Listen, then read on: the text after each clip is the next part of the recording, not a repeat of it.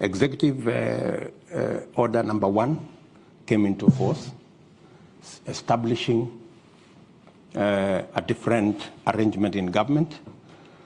And I had no quarrel with it, because that's how the president wanted to deliver on his second term. Unfortunately, the people who the president maybe gave that responsibility failed him, because the whole Big Four plan fell apart. The housing plan never took off. The universal health coverage never took off. The whole space on agricultural transformation faltered. And we didn't see any of that plan. In fact, at some point, it forced the president to change the plan. So we went away from the original plan of Big Four. We ended up with another plan called BBI, changing the constitution, working on all the rest of it, which unfortunately again went up in smoke because it was purely unconstitutional. So how do I do things differently? If we had done things the way we had done in our first term, making sure there are clear lines between the opposition and government, so that government can be held to account, so that the opposition can play its role, so that instead of the opposition being lackeys and being brokers and being the ones organizing cartels in government and participating in corruption, they should be providing oversight. You're correct. You know, Kenya is in a worse place today. There is no oversight. The fellows who are supposed to provide oversight in the opposition are the ones driving the scandals, from KEMSA to all these. They are the ones participating in the troubles. Coming to my grand lady here, yes, there are people who are skeptical about whether we will have free, fair elections, and especially peaceful elections.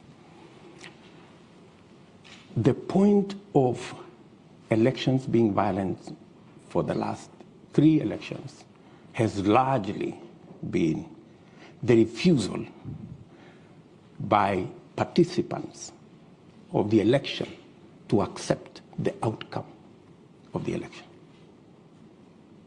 That has been the point of departure.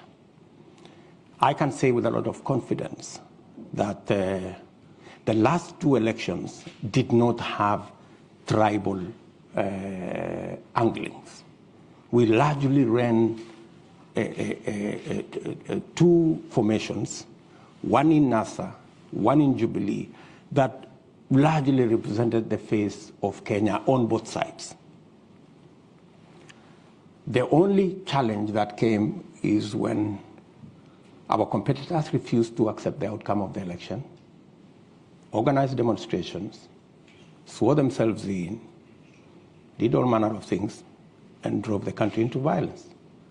The undertaking I give as a candidate, and I have done it publicly, is that William Ruto will accept the outcome of the election whichever way it goes.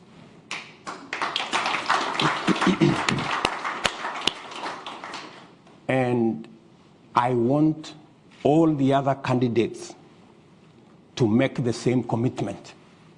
They have not made the same commitment. They are dodgy about whether they will accept the outcome of this election. In fact, many on that side, it's in the public domain, have said they will rig the election, right? Many on that side have said to those who care, even if William Ruto wins this election, Uhuru Kenyatta will not hand over power to him. They've said that in public, right? So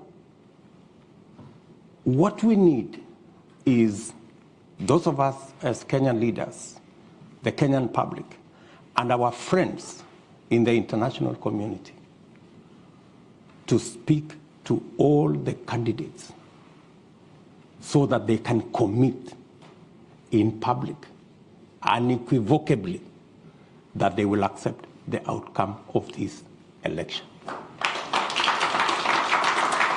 And I say so, especially the notorious ones who have never accepted the outcome of any election until they commit that if they lose this election, which is most likely going to be the case, that they will accept the outcome of the election. That way, we can guarantee peace after the election by making sure that all the participants do what I have done publicly. The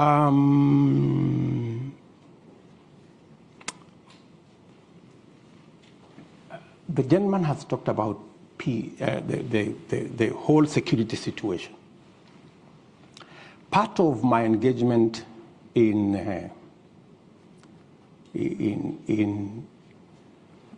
me reframe it first. Addressing ourselves to the inclusive economic model goes a long way in managing the security situation within our country, because many of times the contestations and the conflicts are around resources.